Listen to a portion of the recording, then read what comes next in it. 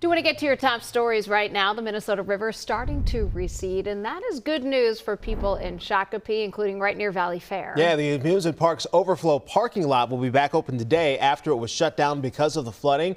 Our Pauline Lee is live in Shakopee with a closer look at some of that good news. But Pauline, we also know, based on the view behind you, they got a long way to go before things get back to normal. A long way to go indeed. So what you see behind me, this is the main parking lot. So this is still closed because, as you can see, most of it is underwater. Now, the overflow parking lot is way off into the distance. Should note that is park at your own risk, and it should only be for cars that have four-wheel drive and that have adequate clearance because there is some water there. But that is the only parking lot that is open here at Valleyfair. Most park goers are asked to park at a couple of the nearby park and ride lots and at the Canterbury overflow lot, and then from there you can take a free shuttle to and from the park. Now, the three rides inside Valleyfair, Excalibur, Thunder Canyon, and Renegade, they are still closed because of the floodwaters. But we did find some people who said while it took a little bit longer to get into the park, they were pleasantly surprised. It was nice though, because then we didn't have to stand in line for hours, and we just kept going in rides. Like, we didn't even need to get off for one of them. We did a Wild Thing 3 times in a row. Yeah, and then we did it a few more times later. I mean, who can't get enough of the Wild Thing, right? Also, they're not charging for parking right now, so that's also another bonus. But again, that fireworks show that was scheduled for the 4th, that is still canceled, and they're still operating on revised hours. So they won't open until 10 o'clock this morning, and for Soak City, that won't open until 11 o'clock this morning. Now, coming up in about half an hour or so, we're going to talk more about the flooding. We're going to go head on over to a park. You're going to see just what the floodwaters look like, and you're going to hear from a couple who was here in the area back when the Minnesota River reached historic levels back in 1965. You'll hear their story coming up in about 30 minutes, guys. You have to think that Valleyfair is really hoping for a big holiday week coming up. Oh, you know they're hoping for it. Yeah, they could use that help. All right, Pauline Lee, live for us in Shakopee. Pauline, thanks.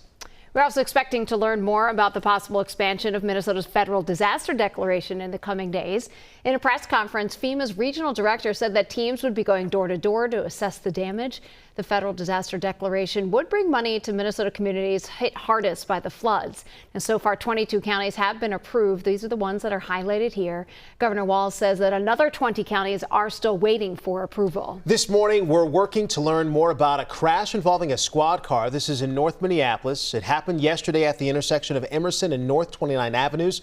We still do not know what led up to the crash or who, if anyone, was injured. We'll pass along updates as they come in.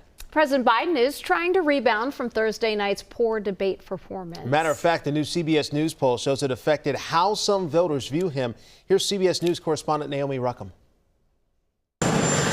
President Biden departed South Jersey after a fundraiser this weekend on his way to Camp David. CBS News has learned he's had conversations there with family members who are urging him to stay in the race and keep fighting after his dismal debate performance. Some Democrats are also publicly voicing their support. Joe Biden is not going to take himself out of this race, nor should he. A new CBS News poll conducted after the debate shows 54% of Democratic registered voters say President Biden should be running for re-election, and 46% say he should not, a 10% shift compared to February. Of those who think he should not, the top reasons are age and decisions he might make in office. Some Republicans say the debate is proof the president is experiencing cognitive decline. If you want to look at past performance to judge what's going to happen in the future, God help us all if Joe Biden gets reelected. As for fundraising after the debate, the Biden campaign says it has not impacted efforts, with $33 million raised since Thursday night.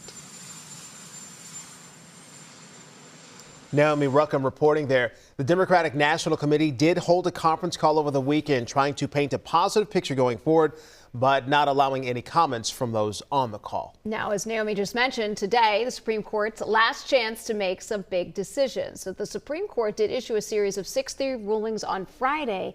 These are about cases that impact the January 6th rioters, the homeless crisis, and government regulations.